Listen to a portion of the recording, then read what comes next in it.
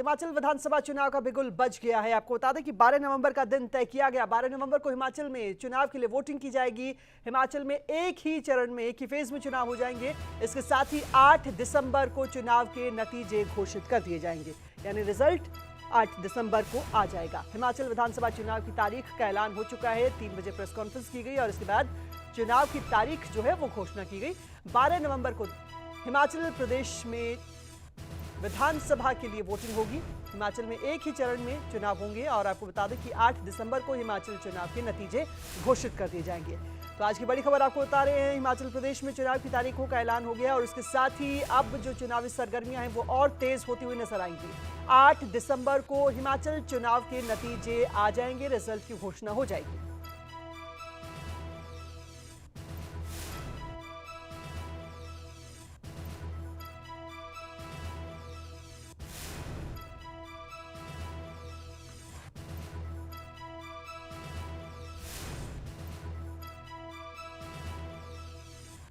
हिमाचल विधानसभा चुनाव का बिगुल बज चुका है और आपको बता दें कि 12 नवंबर को हिमाचल चुनाव के लिए वोटिंग होगी। हिमाचल में एक ही चरण में चुनाव होने हैं। 8 दिसंबर को हिमाचल चुनाव के नतीजे घोषित किए जाएंगे। 8 दिसंबर को नतीजे आ जाएंगे। नतीजों के साथ ही स्पष्ट हो जाएगा कि प्रदेश में किसकी सरकार बनेगी और पिछले लंबे वक्त से जिस तरीके से सियासी सरगर्मियां तेज हो रही थी उसका परिणाम क्या रहने वाला है, यह 8 दिसंबर को स्पष्ट हो जाएगा। आपको बता दें कि चुनाव की तारीख का ऐलान हुआ है। 12 नवंबर को हिमाचल प्रदेश में विधानसभा के लिए वोटिंग होगी। Date for the Gazette notification would be 17th October. The election would be in one phase. Last date for nomination would be 25th October, that is Tuesday. Date for scrutiny would be 27th. Last date for withdrawal would be 29th. And date of poll 12th November, and date of counting 8th December, and the entire process is completed by 10th of December. So again, through you with the appeal to all the voters on behalf of all of us to come and vote in the state of Himachal.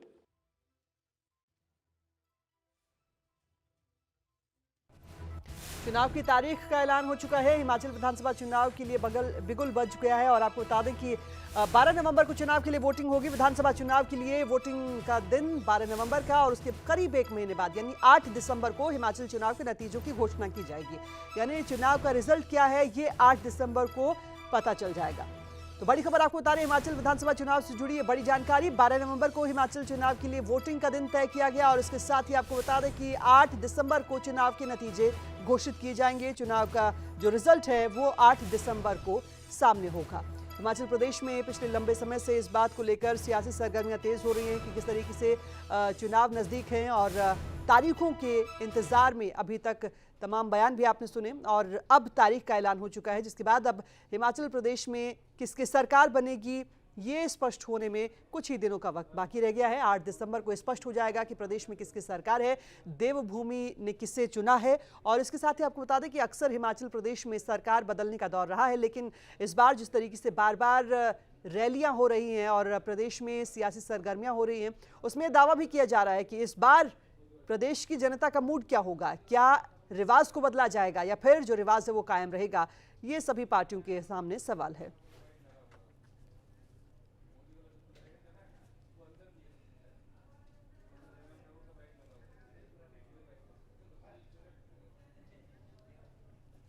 चलिए, हमारे सहयोगी हमारे साथ जुड़ रहे हैं इसी खबर पर और ज्यादा चर्चा के लिए। हमारे सहयोगी एसोसिएट एडिटर राज ठाकुर हमारे साथ जुड़ रहे हैं और उसके साथ ही विनय हमारे सहयोगी हमारे साथ और ब्यूरो चीफ अरुण उनियाल हमारे साथ जुड़ रहे हैं। अरुण जी, सबसे पहले आपके पास आ रहे हैं। हिमाचल प्रदेश में चुनाव की तारीखों का ऐलान हो चुका है। अभी तक जो सियासी हलचल थी वो आगे किस तरीके से बदलने वाली है और अभी के लिए अगर हम चर्चा करें तो सबसे पहले चुनौती क्या मान रहे हैं जो इस वक्त सरकार के सामने होगी? देखिए शारदा, मैं आगे बढ़ूं लेकिन इससे पहले एक बड़ी खबर, एक ब्रेकिंग खबर आपको बता देता हूं। और वो सबसे बड़ी खबर है क्या कि हिमाचल प्रदेश में चुनावों की तिथि का ऐलान तो चुनाव आयोग ने कर दिया, केंद्रीय चुनाव आयोग की तरफ से हो गया, लेकिन कोड ऑफ कंडक्ट कब से लागू होगा? 6:30 बजे के करीब राज्य चुनाव आयोग की तरफ से यहाँ पर एक प्रेस कॉन्फ्रेंस रखी है और माना ये जा रहा है उसमें ये साफ किया जाएगा। और उसकी वजह मैं आपको बता देता हूँ क्योंकि दिल्ली में जब इस बात का ऐलान किया गया तो ये बात कही गई कि 17 अक्टूबर को गजट नोटिफिकेशन होगा।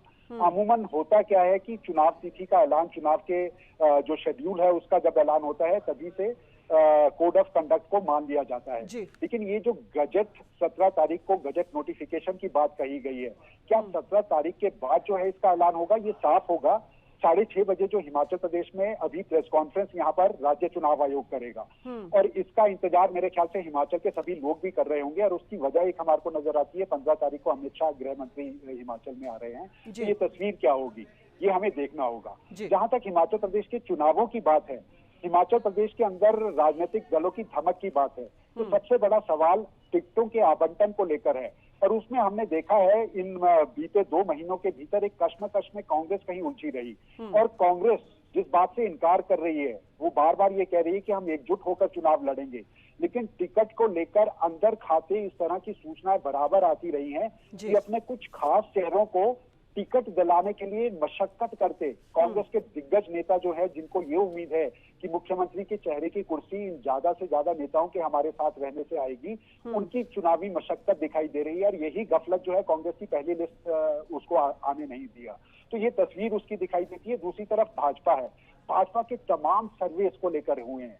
ठीक है अरुण, बने रहे हमारे साथ। इस वक्त कांग्रेस नेता आशा कुमारी जी हमारे साथ फोन लाइन पर जुड़ी है। आशा जी, स्वागत है आपका सूर्य समाचार पर। चुनाव की तारीखों का ऐलान हो चुका है, सबसे पहले तो आपकी प्रतिक्रिया चाहेंगे, पार्टी की किस तरह की तैयारी और कौन से ऐसे काम है जिस पर सबसे पहले अब पार्टी की जो फोकस रहने वाला है, जिस पर काम किया जाना है? देखिए, चुनाव आयोग के हम धन्यवादी हैं कि देर आए दुरुस्त आए और इन्होंने एट लास्ट जो है तारीखों का ऐलान कर दिया। 12 नवंबर को पोलिंग हो रही है और कांग्रेस पार्टी पूरी तरह से तैयार है। हम तो बड़े दिनों से कह रहे हैं कि चुनाव की तारीख जो है वो जल्दी आ जानी चाहिए जी। जहाँ तक मुद्दों का प्रश्न है, 2 तरह के मुद्दे हैं। एक तो भारतीय जनता पार्टी की जो निकम्मी सरकार है, इतनी निकम्मी सरकार हिमाचल प्रदेश में आज तक कोई नहीं रही जितनी जयराम ठाकुर जी की सरकार रही है। और एक जो सबसे बड़ा मुद्दा है, सबसे बड़ा मुद्दा है वो है महंगाई को लेकर के, बेरोजगारी को लेकर के। जहाँ तक प्रश्न उठता है कांग्रेस की अपनी नीतियों का, तो हमने पहले ही कह दिया है, हमारे जो गारंटी हमने दी है कि बनते साथ ही 10 दिन के अंदर पुरानी पेंशन योजना जो है वो लागू कर दी जाएगी। 30 यूनिट बिजली जो है वो हम मुफ्त देंगे। इसके अलावा महिलाओं के लिए कुछ हमने रखा है, बागवानों के लिए, कृषि क्षेत्र में, हर क्षेत्र के लिए हमारा जो कार्यक्रम है वो बिल्कुल क्लियर है। आशा जी, आपका कहना है कि महंगाई और बेरोजगारी आपकी पार्टी की तरफ से मुद्दा रहेगा। हमारे सहयोगी भी हमारे साथ जुड़े हुए हैं, वो भी आपसे कुछ सवाल पूछेंगे, लेकिन उससे पहले मेरा सवाल आपसे ये है कि पार्टी में गुटबाजी को लेकर खबरें सामने आती रहती है कांग्रेस में, क्या ये तय किया गया है कि कांग्रेस का चेहरा कौन होगा प्रदेश में मुख्यमंत्री पद के लिए? हिमाचल प्रदेश में एक ही गुट है, सोनिया गांधी का गुट, और कोई गुट नहीं है हिमाचल प्रदेश में। कौन सी गुटबाजी, कैसी गुटबाजी? गुटबाजी तो भारतीय जनता पार्टी में है। नड्डा जी का गुट अलग, जयराम ठाकुर जी का गुट अलग, अनुराग ठाकुर जी का गुट अलग, और उसके अलावा छोटे छोटे ग्रुप तो कितने ही हैं। भारतीय जनता पार्टी गुटों में, टुकड़ों में बटी हुई है। कांग्रेस पार्टी एकजुट है, कोई प्रश्न ही नहीं है कि चेहरे का क्या प्रश्न है। विधायक जब जीत के आएंगे आपस में फैसला कर लेंगे हाईकमांड के साथ मिलके। जिसको यानी अभी तक ये तय नहीं हुआ है कि मुख्यमंत्री का चेहरा कौन होगा पार्टी का? मुख्यमंत्री का चेहरा वो होगा जो विधायक फैसला करेंगे हाईकमांड के साथ बैठ के। चलिए, बेहतर बात है। आशा जी, हमारे ब्यूरो चीफ है अरुण हुनियाल जी फोन लाइन पर हमारे साथ जुड़े हुए, लाइव जुड़े हुए हैं, उनसे हम चाहेंगे वो कुछ सवाल आपसे करना चाह रहे हैं। अरुण जी।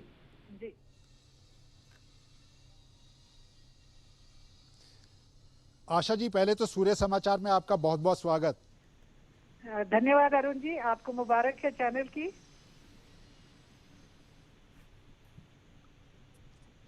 आशा जी, एक सवाल, क्योंकि आप लगातार एक बात कह रहे हैं गुटबाजी कांग्रेस में नहीं भाजपा में है, लेकिन टिकटों का लिस्ट जो है आपकी लगातार बीते 1 महीने से हम सुन रहे हैं, पहली लिस्ट जो है वो चंद रोज के अंदर आ जाएगी, टिकटें नहीं आई। दूसरा सवाल मेरा इसी के साथ जुड़ा हुआ ये है, अगर कांग्रेस की गुटबाजी नहीं है, कांग्रेस के बड़े चेहरों में नाराजगी नहीं है, तो हर्ष महाजन जैसे चेहरे कांग्रेस को छोड़ क्यों रहे हैं?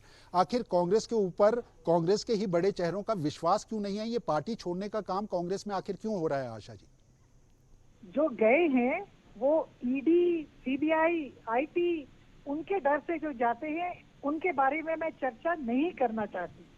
जो पार्टी को 15 साल से सिर्फ नीचा लगाने में उन्होंने अपनी भूमिका निभाई है, उनकी चर्चा मैं करना नहीं चाहती। जो पार्टी के साथ जुड़ा हुआ व्यक्ति होता है वो पार्टी को कभी भी जो है समय आने पे धोखा नहीं देता। ये तो जिस पार्टी में गए हैं वो उनको देखना होगा आगे कि इनको कहाँ पे वो करना होता है। और जहाँ तक आपने लिस्टों की बात की, कांग्रेस की लिस्ट की क्यों चर्चा कर रहे हैं? भारतीय जनता पार्टी की कौन सी लिस्ट आई है? भारतीय जनता पार्टी के लोग क्यों जो है खफा होकर के बैठे हैं? रविंद्र रवि क्यों खफा होकर के बैठे हैं? ज्वाला जी क्यों खफा होकर के बैठे हैं? भाजपा ने तो तय कर दिया, भाजपा ने तो तमाम सर्वे की रिपोर्ट के आधार पर दिया। हमें भी सर्वे की रिपोर्ट पे, हम क्या किसी और रिपोर्ट पे भाजपा तो पहले से इस बात को जाहिर करती आई है कि आपका सर्वे बिल्कुल आधारित लगता है। आपको लगता है कि ये हवाई सर्वे के ऊपर कांग्रेस बात कर रही है या भाजपा की तरह तमाम? भाजपा जो है वो हवाई सर्वे पे बात कर रही है, कांग्रेस जो हमेशा जो है तथ्यों पे बात करती है। सिर्फ एक सवाल मैं आपसे करना चाहता हूँ, रोजगार की बात की। आज जो गारंटियां खुद प्रियंका गांधी ने भी हिमाचल प्रदेश का जब उन्होंने जनसभा को संबोधित किया तो वहां मंच से ऐलान किया। उन्होंने कहा सरकार बनते ही 1 लाख लोगों को रोजगार, 2 लाख यहाँ पर 2 लाख लोगों के करीब जो है यहाँ पर रोजगार है। लेकिन नीति आयोग, आशा कुमारी जी आप जानती हैं, हिमाचल प्रदेश की सबसे बड़ी दिक्कत ये है कि अगर हिमाचल प्रदेश के बजट के केंद्र की वित्तीय मदद का हिस्सा मिलना है तो उसके ऊपर नीति आयोग का एक बिल्कुल बार सामने नजर आता है, जहां ये कहा जाता है कि आपका पहले से ही ये जो कर्मचारियों का तबका है वो बहुत बड़ा, इसको घटाने की जरूरत है, तभी हम आगे बढ़ सकेंगे। ऐसे में 1 लाख लोगों का रोजगार का वादा कर दिया जाना आपको लगता है तर्कसंगत है? बिल्कुल तर्कसंगत है। बेहतर वित्तीय प्रबंध से ये जो हमने वादा किया है इसको पूरा किया जाएगा। फजूल नीति आयोग को क्या कहेंगे आप? नीति आयोग को देखिए, आप पुरानी नेता है, आप मंत्री रही हैं, एक बड़ा चेहरा कांग्रेस का है, लेकिन नीति आयोग के साथ सामंजस्य कैसे बनेगा? केंद्र से आर्थिक वित्तीय मदद, ये जो पैकेज मांगने की बात करते हैं वो किस तरह से पॉसिबल हो पाएगी? आशा जी, तो आप मुझे ये बताइए कि इन 5 सालों में डबल इंजन सरकार ने कौन सा पैकेज लिया? तब नीति आयोग क्या कुछ और कर रही थी? ये हमारी सरकार जब बनेगी हम बेहतर वित्तीय प्रबंध से खुद प्रबंध करेंगे, जो जिन स्कीमों को हम गारंटी दे रहे हैं इनको पूरा करने का। नीति आयोग की अगर बात होती तो ये डबल इंजन की सरकार, इन्होंने क्यों कुछ नहीं किया? इन्होंने क्यों बेरोजगारी के कुएं में जो है हमारे हिमाचल के युवाओं को धकेल दिया? अच्छा, कांग्रेस क्या फ्रीबीज बांटने का काम कर रही है? 1500 रुपए आपने कहा कि महिलाओं को दे दिए जाएंगे, 300 यूनिट बिजली दे दी जाएगी। ये फ्रीबीज के ऊपर देश के अंदर बड़ी चर्चा रही है, श्रीलंका का उदाहरण हमारे सामने रहा है। आशा जी, आपको लगता है ये फ्रीबीज घातक है? और कांग्रेस अगर इसका ऐलान कर रही है वो बजट कहाँ करेगी? 70,000 करोड़ आप खुद कह रही हैं, हिमाचल प्रदेश का तो कर्ज बढ़ गया है, ये और बढ़ता कर्ज की तस्वीर तो नहीं है सामने? बिल्कुल नहीं। आप चिंता क्यों करते हैं? बेहतर वित्तीय प्रबंध से किया जाएगा।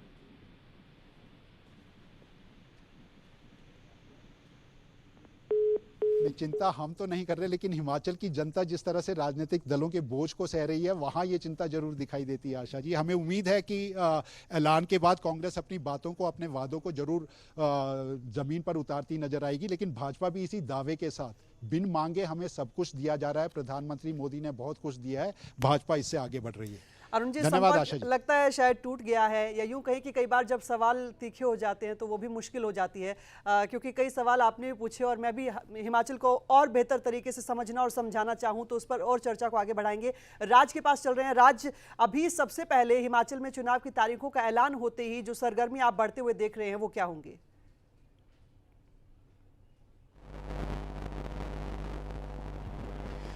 देखिए, हर कोई ये बताना चाह रहा है कि उन्होंने कितना काम किया और विपक्ष ये बताना चाह रहा है कि क्या काम नहीं किए गए, और उसका एक उदाहरण अभी अभी हमने देखा जब सवाल जवाब हो रहे थे। बहरहाल आगे बढ़ते हैं। सबसे अहम ये कि कौन सी पार्टी इस फहरिस्त में आगे निकल सकती है। वो पार्टी यहाँ पर आगे निकलेगी जो एक साथ एक मंच पर आकर इन चुनावों को लड़ती हुई नजर आएगी, क्योंकि हम देख रहे हैं कि कांग्रेस पार्टी में अगर बहुत से ऐसे बड़े चेहरे हैं जो सीएम पद की दावेदारी में हो सकते हैं, तो क्या वो एक दूसरे के लिए ही कहीं मुश्किलें तो पैदा नहीं करेंगे? जाएंगे। और ये बहुत इंपॉर्टेंट है कि जब टिकटों का बंटवारा होगा, टिकटें दी जाएगी, तो उस वक्त आपस में तालमेल कैसा रहता है। ये सिर्फ कांग्रेस पार्टी के लिए नहीं है, बीजेपी के लिए भी कुछ ऐसा ही है, क्योंकि बीजेपी कांग्रेस के कुछ ऐसे नेताओं को तोड़ पाने में कामयाब रही है जो कांग्रेस पार्टी के लिए स्तंभ कहे जाते रहे हैं। अब ऐसे में बीजेपी क्या जो उनके पास 44 सीटें थी उन्हें बचा पाएगी, क्या वो सत्ता पर अपने बल पर कायम हो पाएगी, या फिर कांग्रेस पार्टी, या फिर हम कहें जो ट्रेंड रहता है वो यहां पर रहेगा। लेकिन अब जो 28 दिन बचे हैं, इन 28 दिनों में पूरा दमखम लगाने वाले हैं जो पार्टी के लोग हैं, और जो जब लिस्ट पूरे तरीके से बाहर होगी दोनों पार्टियों की, तो जो कैंडिडेट्स होंगे वो भी पूरे तरीके से जोर लगाएंगे। और जब आप विधानसभाओं पर जाएंगे, जब आप उन हलकों में जाएंगे जहां पर काम हुआ है, जहां पर काम नहीं हुआ है, जो लोगों से फीडबैक मिलेगा वो बहुत ज्यादा अहम यहां पर रहने वाला है। और सूर्य समाचार की टीम भी ये कोशिश करेगी कि हम जमीनी स्तर पर उतरें, लोगों के बीच जाएं, उनसे बातचीत करें, उनकी बात सुनें और अपने दर्शकों तक भी पहुंचाएं, क्योंकि जनता क्या सोचती है इस पॉइंट ऑफ टाइम पर, जब आप कह सकते हैं कि neck to neck competition Congress और बीजेपी में, और इस मोमेंट पर जब 28 दिन सिर्फ बचे हैं चुनावों के लिए, तो लोग क्या सोच रहे हैं और किस दिशा में वो जाने वाले हैं, ये बहुत अहम। शारदा, बिल्कुल, और इस टॉपिक पर हम बात करेंगे अरुण जी से, लेकिन एक अपडेट विनय आपसे ले लेती हूं, क्योंकि दिल्ली में जब चुनावी हलचल होती है वो भी हमने देखी, लगातार बैठकों का दौर कांग्रेस की तरफ से दिल्ली में हुआ, लेकिन नतीजा अभी तक कुछ निकलता हुआ नजर नहीं आया था। सिचुएशन क्या देख रहे हैं सभी पार्टियों की और चुनावी तैयारियों की? देखिए, चुनावी तैयारियों की बात करूं तो खबर आ रही है, पता चला है कि कल दिल्ली में कांग्रेस चुनाव समिति की एक बैठक होने की संभावना है, जिसमें कि इससे पहले जो चुनाव समिति की बैठक हुई थी उसमें 46 नामों पे फाइनल हुए थे। अब जो बाकी बचे नाम है उसको कल कांग्रेस फाइनल कर सकती है, और कल के बाद कभी भी कांग्रेस हिमाचल के अपने उम्मीदवारों के नामों की घोषणा कर सकती है। तो कांग्रेस की जो कल बैठक है वो काफी अहम है। इसके बाद अगर बात करें बीजेपी की, तो बीजेपी शुरू से ही कह रही है कि वो चुनाव के लिए सदैव तैयार रहते हैं। तो बीजेपी की बातों से साफ जाहिर है कि चुनाव की तैयारियां उनकी पूरी है। जो अभी सिटिंग एमएलए हैं 44, उसमें से कितने रिपीट होते हैं, कितने नहीं होते हैं, कितने नए चेहरों को मौका मिलता है, ये तो जब लिस्ट आएगी बीजेपी की तब पता चलेगी। और वहीं चूंकि आम आदमी पार्टी, चाहे बीजेपी हो, कांग्रेस हो या फिर आम आदमी पार्टी हो, सभी का मुख्यालय दिल्ली में है, सभी की राजनीति दिल्ली से चलती है। आम आदमी पार्टी भी इस बार दम भर रही है, हिमाचल में कुछ उम्मीदवारों के नामों की घोषणा कर चुकी है, और बाकी लिस्ट भी आम आदमी पार्टी जल्द जारी कर सकती है। तो तीनों पार्टियों के मुख्यालय दिल्ली में है और तीनों की हलचल तेज है। कल से ये हलचल और ज्यादा तेज देखने को मिलेगी, क्योंकि सभी पार्टियों को अपने उम्मीदवारों की लिस्ट फाइनल करनी है, ताकि वो उम्मीदवार जनता के बीच में जाके अपना चुनाव प्रचार कर सके, वोट मांग सके। क्योंकि उतना समय नहीं है, क्योंकि लगातार ये माना जा रहा था कि समय चुनाव आयोग की तरफ से ज्यादा मिलेगा, लेकिन जो तारीख है 12 नवंबर की, उसमें एक महीने से भी कम का समय है 12 नवंबर की तारीख का आने को। ऐसे में समय कम है पार्टियों के पास अपने प्रचार के लेके, उम्मीदवारों को समय कम है अपने प्रचार को लेके। तो जल्दी ही सारी पार्टियों को कोई निर्णय लेना होगा। उम्मीदवारों की लिस्ट फाइनल करने के साथ साथ सबको समय चाहिए। अब कितनी रैलियां कौन सी पार्टी करती है, कौन कौन से पार्टी के स्टार प्रचारक हिमाचल पहुंचते हैं, ये भी एक बड़ी कवायद होती है सभी पार्टियों की। तो इसमें जाहिर तौर पर बात है कि बीजेपी, कांग्रेस और आम आदमी पार्टी के जो बड़े चेहरे हैं वो तो चुनाव प्रचार में रहेंगे ही, साथ ही साथ कई बार देखने को मिला है कि अन्य राज्यों के मंत्रियों की, विधायकों की ड्यूटी भी दूसरे राज्यों में लगाई जाती है। तो इस बार भी बीजेपी और कांग्रेस के कई ऐसे चेहरे जो दूसरे राज्यों में विधायक या मंत्री हैं, वो भी हिमाचल में आपको वोट मांगते दिखाई दे सकते हैं। जी बिल्कुल ठीक है, विनय बने रहे हमारे साथ। अरुण, क्योंकि जब हम बात कर रहे थे सूर्य समाचार की क्या कोशिश होगी, और क्योंकि अब चुनाव का वक्त इतना करीब रह गया है, सिर्फ 1 महीने का वक्त हम कह सकते हैं सीधे तौर पर, उस लिहाज से सूर्य समाचार की प्राथमिकता क्या रहेगी, लोगों के बीच कैसे पहुंचा जाएगा? सबसे पहले तो इस सवाल पर हम चर्चा जाएंगे। देखिए शारदा, सबसे ज्यादा महत्वपूर्ण बात यही है, लगातार जब हमने चैनल की शुरुआत की थी तो हमने कहा था लोगों की आवाज बनने की कोशिश करेंगे। अब जनता की अदालत में जब नेता जा रहे हैं, दावे और वायदे हमें जरूर दिखाई देंगे शारदा, लेकिन जनता की उम्मीदें बिल्कुल विपरीत दिखाई दे सकती है। फर्क पड़ेगा, पहले मैं आपको ये समझा दूं, फर्क किस किस पर पड़ेगा। हिमाचल प्रदेश के अंदर रिवाज बदलेगा या नहीं बदलेगा, 8 दिसंबर ये तय कर देगा। क्या कांग्रेस जिस बदलाव की बात कर रही है, बगैर वीरभद्र सिंह के क्या कांग्रेस अपनी ताकत को बचाने में कामयाब रहती है, ये फर्क 8 दिसंबर के बाद हमारे को दिखाई देगा। कांग्रेस के भीतर की लड़ाई ज्यादा बड़ी है, या भाजपा में कांग्रेस से छिटक कर आने वाले नेताओं का जो गुस्सा भाजपा के नेताओं का अंदरूनी तौर पर बन गया है, उसका खामियाजा कहीं ना कहीं भाजपा को भुगतना पड़ेगा, ये हमें आगे दिखाई दे सकता है। वादे भाजपा की तरफ से क्या है, डबल इंजन के विकास के मॉडल के साथ हम हिमाचल प्रदेश के चुनावों में उतरेंगे। कांग्रेस कह रही है फिजूल खर्ची, ये इतना बड़ा 70,000 करोड़ रुपए का कर्ज, बेरोजगारों की एक बढ़ती फौज जिसको लेकर कुछ नहीं किया जा रहा, ओल्ड पेंशन बहाली के लिए 2 महीने तक मिला तक नहीं जा रहा। लेकिन इसमें एक सवाल, जैसा कि आपने भी आशा कुमारी जी से पूछा कि एक तरफ महंगाई और बेरोजगारी का मुद्दा उठाया जा रहा है, दूसरी तरफ फ्री में चीजें बांटने की जो रिवाज शुरू की जा रही है, उस पर अपने आप में ये विरोधाभास नहीं लगता? देखिए बिल्कुल, मैं इसीलिए कह रहा हूँ, जब आपने ये हमसे सवाल किया कि सूर्य समाचार की भूमिका क्या रहने वाली है, देखिए सूर्य समाचार की भूमिका यही रहने वाली है, क्योंकि हमको ये जरूर मालूम है कि किसी के लिए आसान नहीं है दावा कर देना, वादा कर देना, रोजगार 1 लाख दे देना, लेकिन हिमाचल प्रदेश में अगर केंद्र के नीति आयोग के हम कैरेक्टरिस्टिक्स को समझने की कोशिश करेंगे, इसको बराबर माना जाता है। आज के दौर में भी ये देखा जाता है कि हिमाचल को जब तक केंद्र की बैसाखियों का सहारा नहीं मिलता आर्थिक मदद का, तब तक हिमाचल में यहाँ पर तनख्वाह तक देना मुश्किल हो जाता है।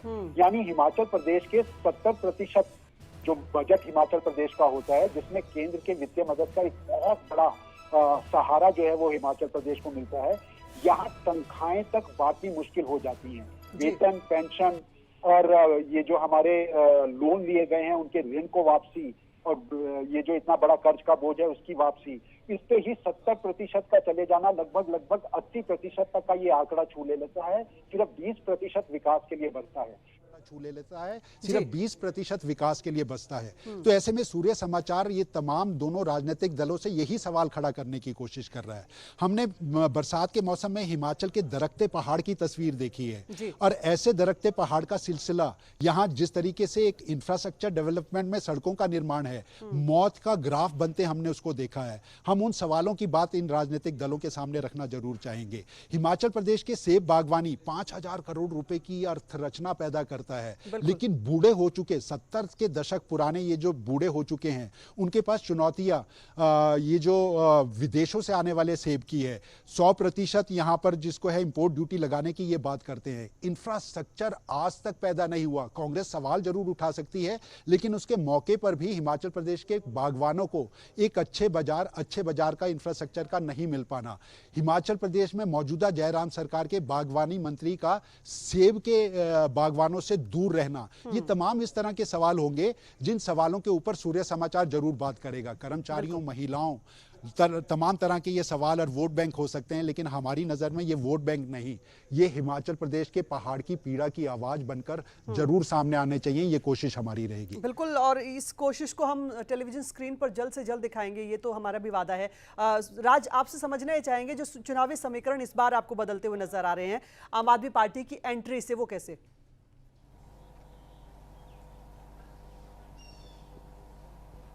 देखिए, आम आदमी पार्टी जिसका जिक्र पूरे देश में हुआ जब थंपिंग मेजॉरिटी के साथ पंजाब में वो जीती, तो हर किसी ने ये कहा कि अब इसका असर आने वाले चुनावों पर पड़ेगा। और आने वाले चुनाव कौन से? हिमाचल प्रदेश और गुजरात। अब हिमाचल प्रदेश की तस्वीर को आप समझिए कि हिमाचल प्रदेश में जो हमेशा से मुकाबला रहा है वो कांग्रेस और बीजेपी के बीच में रहा है, और आम आदमी पार्टी की अगर आप ग्राउंड वर्क की बात करेंगे तो बहुत ज़्यादा होता हुआ यहाँ पर नहीं दिखाई देता। जो पंजाब के चुनाव हुए उनका सीधा असर आपको हिंदी बेल्ट पर पड़ता हुआ दिखे तो उसका सीधा एग्जाम्पल आपके पास दिल्ली है कि दिल्ली में कैसे केजरीवाल की सरकार 2 बार बनती है, लेकिन हरियाणा पर उसका बिल्कुल असर नहीं पड़ता। कुछ वैसा ही जो एक्सपर्ट्स है वो ये मानते हैं कि पंजाब का असर हिमाचल पर नहीं पड़ सकता। तो अब की बार भी आप कह सकते हैं कि जो सीधा मुकाबला है वो बीजेपी बनाम कांग्रेस ही रहने वाला है, और आम आदमी पार्टी अगर वोट गेन करती भी है तो फिर वो वोट गेन किसे नुकसान पहुंचा सकता है? जो अभी के लिहाज से लगता है वो ये दिखता है कि कांग्रेस पार्टी को डेंट हो सकता है अगर आम आदमी पार्टी के जो कैंडिडेट है कोई स्ट्रॉन्ग कैंडिडेट निकलता है और वो अगर आम आदमी पार्टी से चुनाव लड़ता है तो कांग्रेस पार्टी के लिए वो डेंट हो सकता है। लेकिन वो डेंट बीजेपी के लिए भी हो सकता है अगर कोई कैंडिडेट जो बहुत वक्त से बीजेपी के साथ है उन्हें टिकट नहीं मिलता। टिकट आवंटन बहुत जरूरी है इस वक्त कि वो टिकट आवंटन क्या रहता है, क्योंकि टिकट आवंटन के बाद आप अमूमन देखते हो कि बहुत से जो नेता है वो इधर उधर जाने लगते हैं। अब वो कांग्रेस के ज्यादा होंगे या बीजेपी के ज्यादा होंगे, तो अगर वो जिस भी पार्टी के ज्यादा होंगे उन्हें डेंट यहां से पड़ता हुआ हुआ दिख सकता है। कुछ असर तो कम से कम वो डालेगा अगर वो आम आदमी पार्टी में जाते हैं, और आम आदमी पार्टी को लाजमी तौर पर चेहरों की आवश्यकता, जो चेहरे उन्हें स्ट्रेंथन कर पाए हिमाचल प्रदेश में, और उसी के लिए हम बार बार कह रहे हैं कि जब 68 सीटों पर टिकटों का बंटवारा दोनों पार्टियों में हो जाएगा, उसके बाद आम आदमी पार्टी के लिए एक नई किरण उभर कर सामने आ सकती है। जी बिल्कुल राज, और इसके अलावा एक और मुद्दा ये भी है जो आपसे समझना चाहेंगे कि सभी पार्टियों के सामने अलग अलग चुनौतियां हैं। अगर हम अलग अलग पार्टियों के हिसाब से तय करें कि मुद्दे उठाने में क्या नाकामयाबी हो रही है, क्योंकि कांग्रेस की तरफ से महंगाई और बेरोजगारी का मुद्दा पूरे देश में उठाया जा रहा है, हिमाचल की नब्ज को पहचानने में क्या कमी रह रही है, क्योंकि सबसे बड़ा मुद्दा मुझे लगता है अभी जब सेब व्यापारियों को लेकर, सेब के जो बागवान हैं उन्हें लेकर अभी इतना ज्यादा बड़ा मुद्दा बना, उसका जिक्र तक नहीं होता हुआ नजर आता।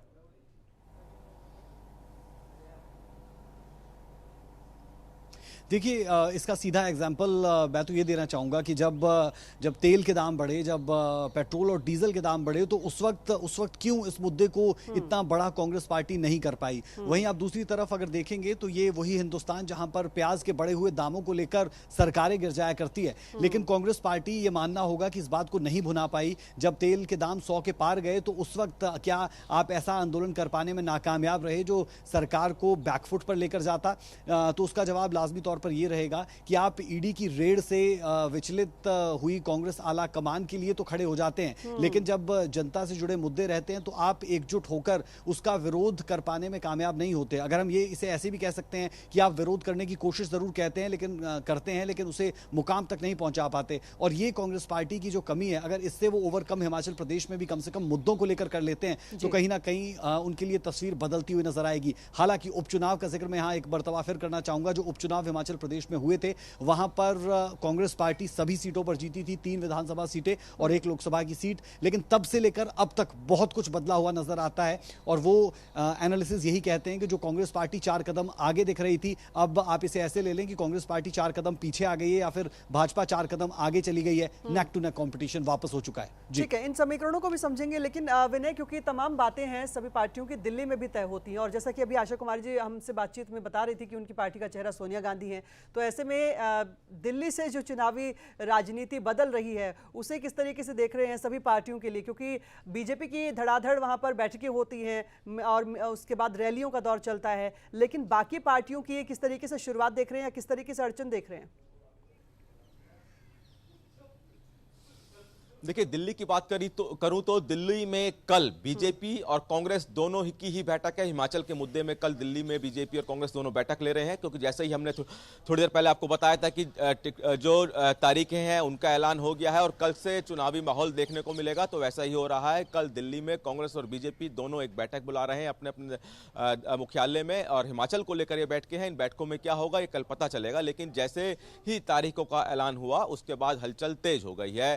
तमाम राजनीतिक पार्टियां, अब चूंकि टिकटों का आवंटन किसी भी पार्टी के लिए सबसे बड़ी एक ये कह सकते हैं कि चैलेंज होता है, क्योंकि ऐसा टिकट आवंटन करना होता है पार्टियों को कि जिससे कि किसी को टिकट ना मिले वो नाराज भी ना हो, बगावत भी ना करे। क्योंकि देखने को मिलता है कि जब राजनीतिक पार्टियां टिकटों का ऐलान करती हैं, अपने अपने उम्मीदवार उतारती है, तो किसी ना किसी विधानसभा में कुछ ऐसे लोग होते हैं जो नाराज हो जाते हैं, बगावत कर देते हैं, दूसरी पार्टी में शामिल हो जाते हैं, इंडिपेंडेंट खड़े हो जाते हैं। तो ये एक सामंजस्य बैठाना, किसी को नाराज किए बिना अपने उम्मीदवार को जिताने के लिए सबको इकट्ठा करना राजनीतिक पार्टियों के लिए बहुत बड़ा चैलेंज होता है।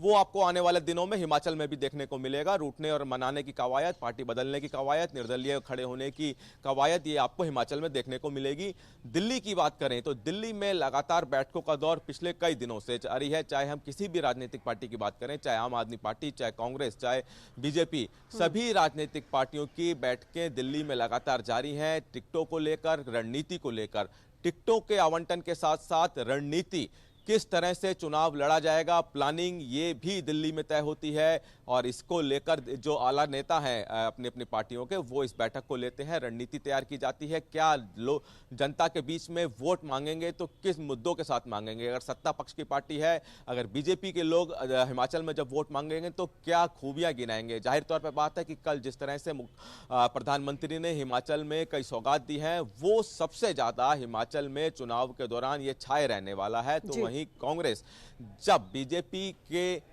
पर वार करेगी, राजनीतिक वार करेगी, तो कमियां गिनाएगी। पिछले 5 सालों में क्या कमियां हुई लगातार, जिस पर हम चर्चा भी कर रहे हैं, वो कमियां गिनाने की कोशिश करेगी। तो वहीं आम आदमी पार्टी चूंकि इस बार हिमाचल में किस्मत आजमा रही है, तो वो बीजेपी और कांग्रेस दोनों पे ही वार कर रही है शुरू से, और हिमाचल की जनता को कह रही है कि पिछले कई सालों से बीजेपी और कांग्रेस मिलकर सरकार चला रहे हैं। 5 साल बीजेपी सरकार चलाती है, 5 साल कांग्रेस सरकार चलाते हैं, और ऐसे में हिमाचल की जनता को धोखा दिया जा रहा है। तो ये आम आदमी पार्टी लगातार बातें हिमाचल में कर रही है। तो अब जनता, चूंकि 12 नवंबर वो तारीख है जब हिमाचल की जनता को फैसला करना है कि वो किसको अपना वोट देगी, तो 12 नवंबर का दिन पूरा अहम है राजनीतिक पार्टियों के लिहाज से भी और हिमाचल की जनता के लिहाज से भी, क्योंकि वक्त आ गया है उनको अपने उम्मीदवार को चुनने का, अपनी पसंद की पार्टी को चुनने का। तो जितने भी वादे दावे राजनीतिक पार्टियां कर रही हैं, उसका कितना असर दिखेगा वो 12 तारीख को जब वोटिंग होगी और 8 दिसंबर को जब काउंटिंग होगी, जिस दिन परिणाम आएंगे उस दिन पता उससे चलेगा। पहले तो एक ये अलग पूरा पहलू जो से समीकरण ये है भी समझने की कोशिश करते हैं अरुण जी, आपके पास आ रहे हैं, हिमाचल की जनता का मूड कहें या नेचर कहें किस तरह का होता है, क्योंकि सरकार हर बार बदलती रहती है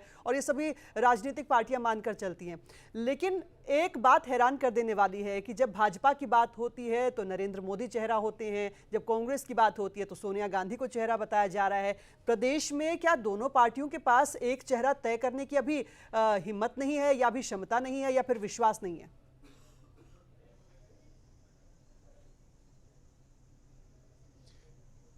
देखिए शारदा, आपकी इस सवाल का जवाब दूं, लेकिन उससे पहले मैं एक बात जरूर कहना चाहूंगा। ये जो जिक्र हो रहा है कि दिल्ली से अब सब कुछ तय होगा, दिल्ली की डोर हिमाचल की राजनीति की, इस चुनाव की राजनीति को बदलने की कोशिश करेगी, तो वो खेल सिर्फ टिकट आवंटन तक का ही जुड़ा हुआ दिखाई देगा। असली वाटरलू, असली बैटल हिमाचल प्रदेश के अंदर इन दोनों राजनीतिक दलों को, या आम आदमी पार्टी को कहें तीसरे दल के रूप में, उनको यहाँ हिमाचल प्रदेश के अंदर लड़नी पड़ेगी, जहां वो जनता तक पहुंच के अपनी बात को उनके दिलों तक उतारने की कोशिश करेंगे। तो टिकटों तक का आवंटन का खेल दिल्ली की डोर से बंधा जरूर नजर आएगा, और उसी खेल में कांग्रेस और भाजपा का है। लेकिन भाजपा का एक बहुत बड़ा फर्क है। देखिए, आपने इससे पहले देश भर के चुनाव देखे होंगे तो भाजपा का एक खेल देखा होगा टिकटों को लेकर, और खासतौर पर जहां पर वो सत्ता में रहती है, वो नाराज एंटी इनकम्बेंसी को चेहरे बदलकर तोड़ देती है। और हिमाचल प्रदेश में भी लगभग यही माना जा रहा है कि जो भाजपा के पुराने लड़े हुए चेहरे हैं, उनकी एक तस्वीर बदलती हुई, यहां तक कहा जा रहा था कि कुछ मंत्रियों तक के टिकट कट सकते हैं, और ऐसे नेता जिनकी रिपोर्ट, ग्राउंड रिपोर्ट, खुफिया रिपोर्ट, वो जो चाहे आला कमान है, चाहे संघ का है, चाहे राज्य सरकार का है, उन रिपोर्ट में जिनकी तस्वीर साफ होती नजर नहीं आई, भाजपा उनको टिकट देने वाला नहीं है। और भाजपा का आला कमान इतना सशक्त है कि अगर वो कोई फैसला लेता है तो उसके खिलाफ आवाज बुलंद होती हुई बहुत मुश्किल नजर आएगी। लेकिन ऐसा नहीं है कि नहीं आएगी। जिन लोगों को नहीं मिलेगी और जिनकी उम्मीद ये बिल्कुल टूटती नजर आएगी, वो विद्रोह करते भी हिमाचल में जरूर नजर आएंगे। दूसरी तरफ कांग्रेस के लिए इसी टिकट की लड़ाई के खेल के साथ हम देख सकते हैं दिल्ली में लड़ाई इसी बात की हो रही है। हर्ष महाजन का जाना यही बात तय करता है। आशा कुमारी भले ही कहें हम एकजुट हैं, लेकिन ये एकजुट टिकटों के खेल तक में दिखाई नहीं दे रहा है। तो हम इन बातों को लेकर बराबर इस बात को जरूर कह सकते हैं कि हिमाचल प्रदेश में कांग्रेस और भाजपा की सबसे पहली लड़ाई, बैटल जो जीतनी होगी, वो टिकट के चेहरों के ऐलान के साथ ही किसको बढ़त मिलती दिखाई देगी वो तय हो जाएगा। और भाजपा साफ तौर पर हमारे को दिखाई देती है कि वो चेहरे बदलकर अपनी राजनीति को आगे बढ़ाएगी। जहां तक हिमाचल प्रदेश में कांग्रेस और भाजपा के चेहरों के किस चेहरे के साथ आगे बढ़ना चाहती है, भाजपा पहले साफ कर चुकी है। पहले लगातार सवाल उठते रहे। मुख्यमंत्री जयराम ठाकुर खुद दिल्ली जब जाते थे तो कहा जाता था शिमला में उनकी कुर्सी हिलने वाली है, और तब हंसी के मजाक में खुद मुख्यमंत्री जयराम ठाकुर कहते थे मैं कहीं नहीं जाने वाला, 5 साल राज करूंगा। अब तो प्रधानमंत्री नरेंद्र मोदी का वरद हस्त उनके साथ बराबर दिखाई देता रहा है, और एक खुशी, एक चेहरा, एक सुकून जयराम ठाकुर के चेहरे पे भी हमें दिखाई दिया है। और भाजपा ये साफ कर चुकी है कि वो ही इन चुनावों में, कम से कम इन चुनावों में जयराम ठाकुर ही हिमाचल का चेहरा रहेंगे। और ये माना जा सकता है कि अगर जयराम के उसमें रिपीट करती है तो उन्हें बदला जाना भाजपा के लिए भी आसान नहीं होगा। वक्त बताएगा कि आखिर भाजपा पार्टी इसको लेकर क्या तय करती है। लेकिन कांग्रेस में तो अभी वर्चस्व की लड़ाई है। वीरभद्र सिंह के जाने के बाद कौन नेता इस बड़ी कुर्सी के लिए होगा, उसकी एक बड़ी लड़ाई है। और उसी की बड़ी लड़ाई के साथ टिकट आवंटन में किसके चेहरे साथ होने चाहिए वो हमें दिखाई देती है। यूं ही नहीं है हर्ष महाजन का जाना, एक और बात यूं ही जोड़ना नहीं है चाहूंगी, कांग्रेस के क्योंकि बाकी जब कांग्रेस की गुटबाजी की नाराज बात चेहरों होती का है या वहां फिर से चला कांग्रेस जाना। की आंतरिक लड़ाइयों की बात होती है, उस बीच वीरभद्र सिंह का एक ऐसा नाम था जिनकी राजनीति बिल्कुल अलग तरह से होती थी, उसका ही इसके साथ हम जिक्र चाहेंगे कि अब कैसे हालात बदल गए हैं।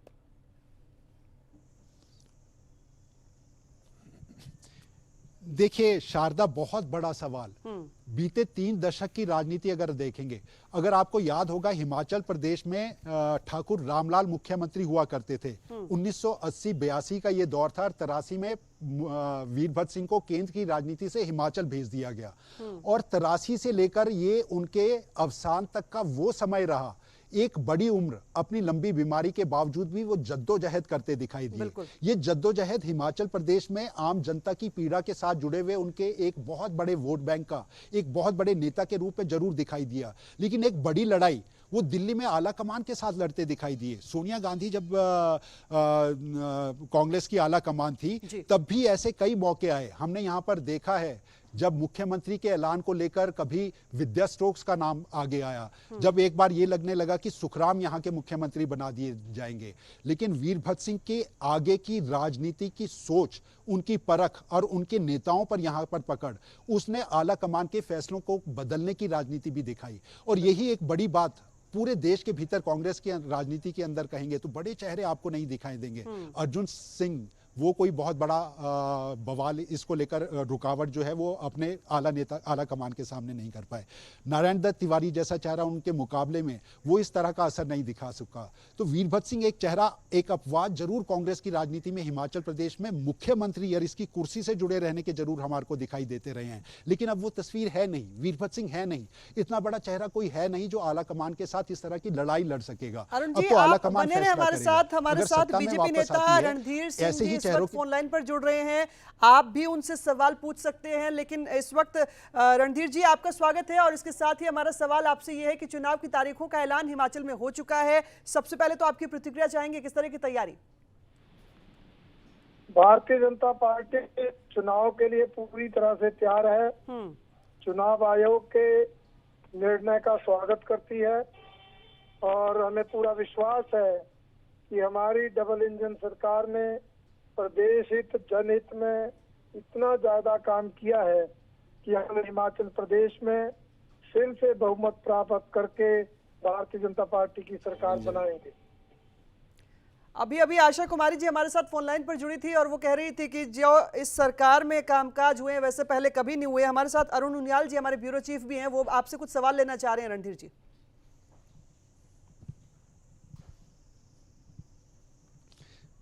रणधीर जी, सूर्य समाचार में स्वागत आपका। धन्यवाद जी, धन्यवाद अरुण जी।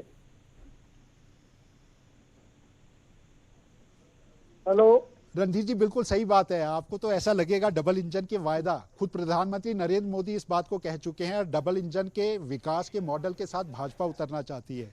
लेकिन कांग्रेस तो अलग सवाल खड़े कर रही है। वो कह रही है इन 5 सालों में तो फिजूल खर्ची करने के बाद 70,000 करोड़ रुपए का आपने कर्ज का बोझ हिमाचल को दे दिया।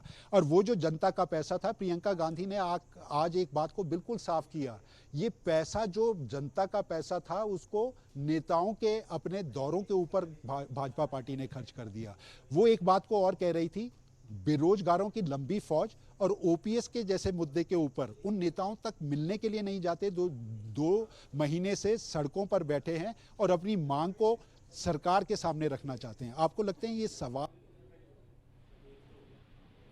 देखिए, कांग्रेस पार्टी के नेताओं को इस तरह के आरोप लगाने का कोई अधिकार नहीं है, क्योंकि हिमाचल प्रदेश पर जो 70,000 करोड़ का ये कर्ज बता रहे हैं उसमें से अधिकतर कर्ज कांग्रेस सरकारों के समय लिया गया है।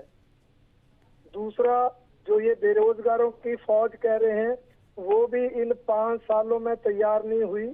उसके पीछे भी कांग्रेस का बहुत बड़ा योगदान है, क्योंकि अधिकतर समय कांग्रेस पार्टी की सरकारों ने ही काम किया। रणधीर जी, इन 5 सालों में बेरोजगारों की संख्या में कमी तो आई होगी, आप हमें वो भी गिनवा सकते हैं? दौरों की बात कर रहे हैं, ये भूल रहे हैं कि इनके मुख्यमंत्री वीरभद्र सिंह सुप्रीम कोर्ट में अपने केसों की लड़ाई लड़ने के लिए सरकारी हेलीकॉप्टर लेकर जाते आते रहे और उसका ब्यौरा कभी तक इन्होंने जनता के सामने नहीं रखा है।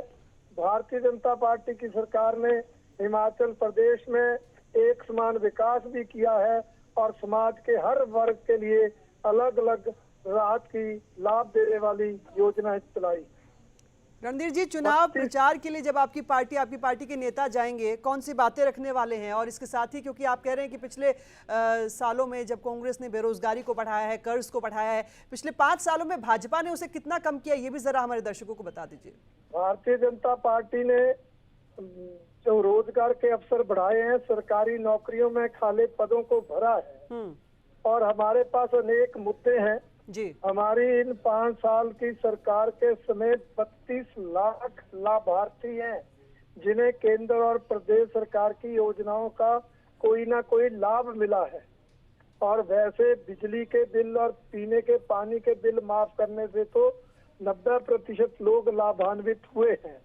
सबसे बड़ा मुद्दा हमारा ये है। और जो आज केंद्र सरकार के सहयोग से जो विकास के नए आयाम खड़े हो रहे हैं, बिलासपुर के अंदर AIIMS, hydro power engineering college, 4 lane सड़कों का निर्माण, रेलवे लाइनों का निर्माण, Vande Bharat railway train, world drug park, ऐसे अनेक इतने विकास के नए आयाम हैं जिनके आधार पर हम जनता के बीच जाएंगे और जनता पूर्ण समर्थन देकर पूर्ण बहुमत के साथ हमारी सरकार बनाएगी। आपकी पार्टी की तरफ से उम्मीदवारों का ऐलान कब तक हो जाएगा सर? टिकटों का बंटवारा, क्या जानकारी? अभी से पार्टी की प्रक्रिया शुरू होगी। जल्द ही प्रदेश चुनाव समिति की बैठक होगी और प्रदेश चुनाव समिति जो है वो नामों को केंद्रीय पार्लियामेंट्री बोर्ड को रिकमेंड करेगी और उसकी बैठक में टिकटें फाइनल हो जाएंगी। जी, अरुण उनियाल जी, आप कोई सवाल पूछना चाह रहे हैं? हाँ, मैं रणधीर जी से सिर्फ एक सवाल करना चाहता हूँ। देखिए, बड़ी बातें गिनाई, मोदी डबल इंजन सरकार की वो बात कर रहे थे, लेकिन कांग्रेस ने एक छोटा लेकिन बड़ा वाजिब सा सवाल किया है। कांग्रेस ने कहा है ये वंदे मातरम एक्सप्रेस ट्रेन तो पहुंच गई, लेकिन रेल की लाइन, रेल की पटरी वो ही है। 1998 से लेकर भाजपा की 5-5 साल बाद बदलती सरकार हमने यहां पर देखी है और अनुराग ठाकुर का एक सपना रहा है रेल ट्रैक को बढ़ाने का, लेकिन ये रेल की पटरी बढ़ी नहीं, सिर्फ ट्रेन बदल गई, ये कांग्रेस का आरोप है। आपको लगता है राजधानी शिमला से आगे अब तक ट्रेन नहीं बढ़ी? हमारी कांगड़ा तक जाने वाली नैरो गेज की ब्रॉड गेज होना, वो कहीं तस्वीर सामने नहीं दिखाई दिया। तो आप ये कह सकेंगे रेल की पटरी तो बढ़ी नहीं, सिर्फ रेल के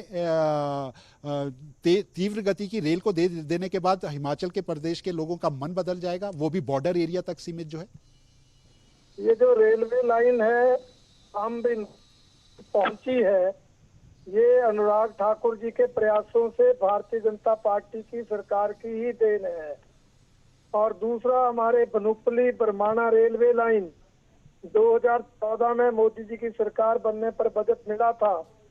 आज युद्ध स्तर पर काम चला है, 7 सुरंगें बन गई हैं, 9 सुरंगों के निर्माण का काम युद्ध स्तर पर चला है, 20 किलोमीटर ट्रैक के भी टेंडर हुए हैं, उसका भी काम चल रहा है।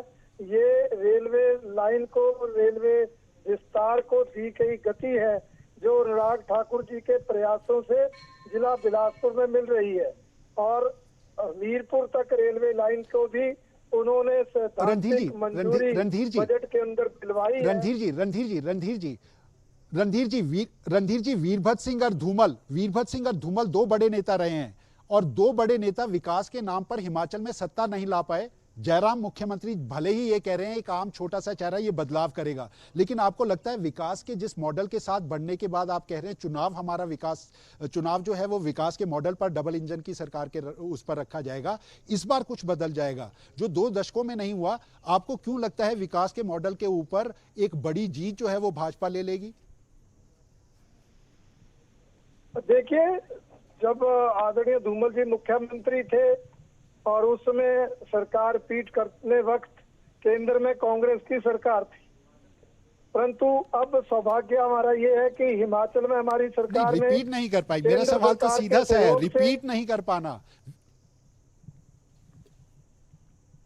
केंद्र सरकार के सहयोग से अनेक योजनाएं चलाई हैं और आज लोगों को उम्मीद है कि जब केंद्र में भारतीय जनता पार्टी की सरकार है, मोदी जी प्रधानमंत्री हैं वो हिमाचल को अपना घर मानते हैं। इसलिए मोदी जी के माध्यम से हिमाचल प्रदेश में अगर विकास को आगे बढ़ाना है, विकास के और नए आयाम खड़े करने हैं, तो फिर से भारतीय जनता पार्टी की सरकार को बनाना है। ये एक मुख्य कारण रहेगा।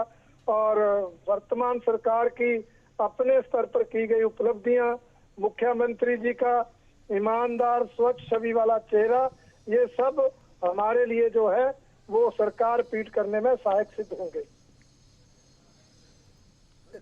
रणधीर जी, एक सवाल और यानी हम ये माने कि धूमल जी ने के वक्त में विकास नहीं हुआ। मैंने कहा यानी हम ये माने कि धूमल जी के वक्त में विकास नहीं हुआ, शांता कुमार जी के वक्त में विकास की बात नहीं हुई, परंतु केंद्र में कांग्रेस की सरकार का सहयोग नहीं था। हिमाचल केंद्र की ओर देखता रहता है। केंद्र की सरकार हिमाचल में होने के कारण थोड़ी दिक्कत रही है। उस समय भी हमारी पार्टी ने 26 विधायक जीते थे। बहुत हम सरकार बनाने के करीब जा पहुंचे थे, परंतु अब तो केंद्र में हमारी सरकार है। केंद्र का भरपूर सहयोग मिल रहा है। प्रधानमंत्री नरेंद्र मोदी जी हिमाचल को अपना घर मानते हैं। बिन मांगे तोहफे पर तोहफे हिमाचल को वो देते रहते हैं। इसलिए जो है मोदी जी के काम को और भारतीय जनता पार्टी के नाम पर यहाँ जो है भारतीय जनता पार्टी की सरकार बनेगी। चलिए, शुभकामनाएं रणधीर जी, शुभकामनाएं। चुनाव के मतदान का ऐलान हो चुका है, कब इसके नतीजे आएंगे ये ऐलान हो चुका है। चुनावों में आप जा रहे हैं, भाजपा को और आपको इसके लिए शुभकामनाएं। बहुत शुक्रिया रणधीर जी हमसे बातचीत करने के लिए, सूर्य समाचार से बातचीत करने के लिए। लेकिन अरुण जी, एक और सवाल ये होता है कि जब बीजेपी को लेकर हम सवाल कर रहे हैं, पार्टी में चेहरे को लेकर क्या इतना आश्वासन दिया जा सकता है बीजेपी की तरफ से भी कि हम किस चेहरे के साथ आगे बढ़ रहे हैं नरेंद्र मोदी के अलावा, या पार्टी में अंदरूनी गुटबाजियों का जो जिक्र आशा कुमारी जी कर रही थी वो अपने आप में एक अलग मुद्दा हो जाता है पार्टी के लिए? देखिए, हिमाचल प्रदेश की बात अगर हम करेंगे या भाजपा की हम पूरे देश के भीतर की बात करेंगे, तो एक सशक्त आला कमान का चेहरा, जिसको हम पहले कहा करते थे भाजपा का चाल चरित्र और चेहरा पर चलने वाली राजनीतिक पार्टी, ये भाजपा अपने होने का दावा करती थी।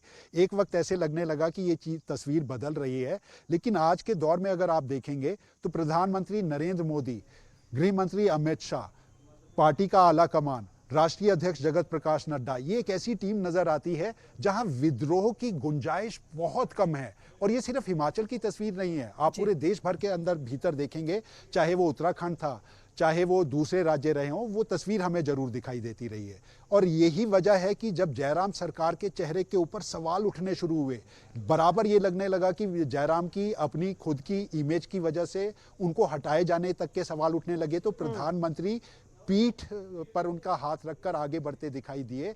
और वही सबल संदेश जो है हिमाचल प्रदेश में आज भाजपा की तरफ से, प्रधानमंत्री मोदी की तरफ से जयराम सरकार के चेहरे के ऊपर है।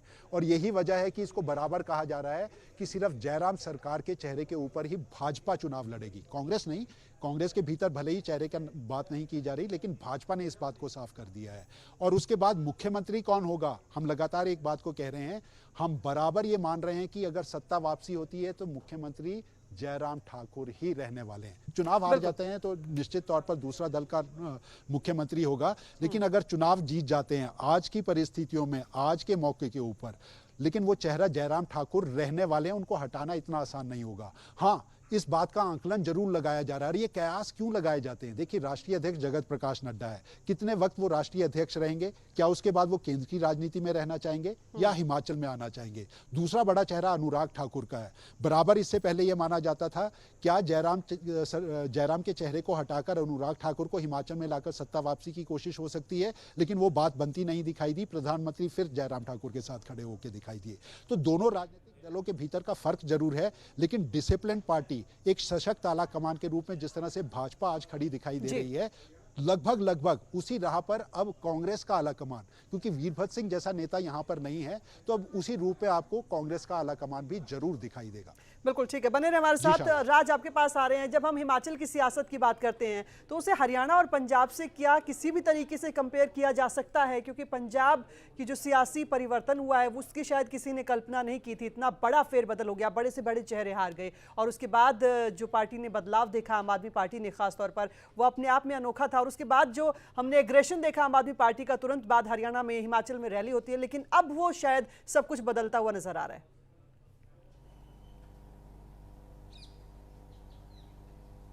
बिल्कुल, और जो बात आपने की कि क्या हम कंपेयर कर सकते हैं हरियाणा से, तो आप फिर भी कंपेयर कर सकते हैं, लेकिन पंजाब के चुनाव हमेशा बिल्कुल अलग रहते हैं। और देश की राजनीति को अगर आप देखेंगे तो पंजाब और वेस्ट बंगाल, ये दो स्टेट्स ऐसे जो बिल्कुल अलग देश की राजनीति से चलते हैं, तो इन्हें छोड़ना होगा। यहाँ पर क्या हुआ उसे भूलना होगा और आगे बढ़ना होगा। आम आदमी पार्टी की आप बात करेंगे तो वो अपने आप को नेशनल पार्टी बनाने की तरफ लगातार जुटे हुए हैं, और इस तरफ आप कह सकते हैं कि काम भी चल रहा है। और इसीलिए आप कह सकते हैं कि अपने आप को एस्टैब्लिश करने की कोशिश उन्होंने उत्तराखंड में भी की, हिमाचल प्रदेश में करना चाह रहे हैं। उत्तराखंड में फेलियर पूरे तरीके से रहा, और हिमाचल प्रदेश में क्या रहेगा ये कुछ वक्त में आपके सामने आ जाएगा। लेकिन बहुत ज़्यादा स्ट्रॉन्ग आम आदमी पार्टी यहाँ पर नजर नहीं आती। बहरहाल अगर आप कंपेयर करेंगे चुनावों को, तो आप हरियाणा और हिमाचल में एक समानता ज़रूर पाते हैं कि यहाँ पर सैनिक बहुत ज़्यादा है, और आपको तकरीबन हर घर से एक सैनिक कुछ इलाकों में मिल जाता है। तो ऐसे में कंपेयर किया जा सकता है, लेकिन हिमाचल को हरियाणा से कंपेयर किया जा सकता है। और हरियाणा में हम देख चुके हैं कि आम आदमी पार्टी का कुछ ज़्यादा किरदार रोल रहा नहीं। आदमपुर उपचुनाव है, वहाँ पर भी अभी तक बहुत ज़्यादा ऐसा रोल उनका नज़र नहीं आ रहा। हालांकि हम देख चुके हैं कि हरियाणा में दो सीएम, जो दो ही सीएम आम आदमी पार्टी के, उन्हें भी उतारा गया था। क्या हिमाचल के लिए भी कोई ऐसे प्लान्स है कि आप हिमाचल में जाकर रैलियां करने वाले हैं, जो अब तक देखने को तो नहीं मिला? डिजिटली आपने ज़रूर कोशिश की थी, केजरीवाल को हमने देखा था, लेकिन आप ग्राउंड पर नहीं जा रहे हैं। अब क्यों नहीं जा रहे हैं? कि आपको डर है कि लोग वहाँ पर नहीं जुटेंगे आपके लिए?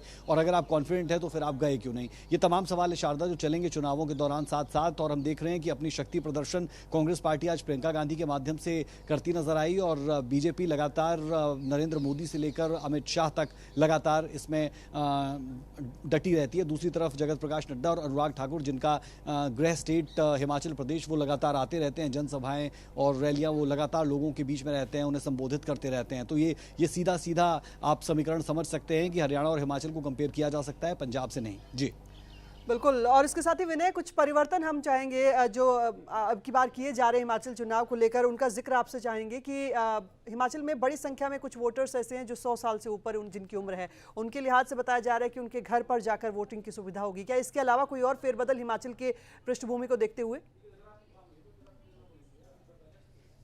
देखिए, चुनाव आयोग ने जब आज प्रेस कॉन्फ्रेंस की तो उसमें एक बड़ी अहम बात की। उन्होंने कहा कि 80 साल से ज़्यादा उम्र के जो मतदाता हैं, कोई कोविड पेशेंट है या फिर कोई दिव्यांग पेशेंट है, उनके पास विकल्प रहेगा कि क्या वो अपना वोट डालने के लिए पोलिंग बूथ आना चाहते हैं या फिर अपने घर पर ही पोल करवाना चाहते हैं। चुनाव आयोग ने कहा कि इसमें किसी तरह का किसी पे दबाव नहीं होगा। अगर कोई व्यक्ति जिसकी उम्र 80 साल से ज़्यादा है और वो मतदाता है और साथ ही साथ कोविड पेशेंट है या फिर दिव्यांग है, तो उसके घर चुनाव आयोग जाएगा, बाकायदा वोटिंग की वीडियो रिकॉर्डिंग होगी। और ये अपने आप में अनोखी बात होगी कि हिमाचल की जनता का इस वक्त मूड क्या है, उस पर सूर्य समाचार की भी लगातार नजर बनी रहेगी। बहुत शुक्रिया।